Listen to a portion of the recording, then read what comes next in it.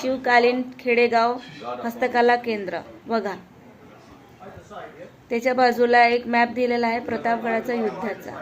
इथे अफजल खानाला कशा पद्धतीनं शिवाजी महाराजांनी मारलेलं होतं, कोणत्या पॉइंटला ते इथे दाखवण्यात आलेलं आहे।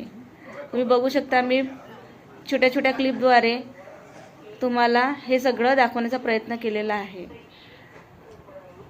इथे युद्धाची सुरुवात कुठून झाली आणि काय काय होतं, काय काय यंत्रणा राबवण्यात आली त्या ते सगळं दिलेलं आहे बघा। इथे बघा कुठून सेना निघाली होती, कुठपर्यंत पोहोचली, यामध्ये कोण कोण सामील होतं या युद्धात, ते सगळं इथे दिलेले आहे। भेटांची जागा वगैरे दिली आहे भेटण्याची। कोयना नदी आहे बघा, आदिलशाही सेनेचा मार्ग रोखलेला होता ते सुद्धा इथे दिलेला आहे। महाबळेश्वरच्या पठार आहे, अफजल खानाची फौज सुद्धा इथे दाखवलेली आहे।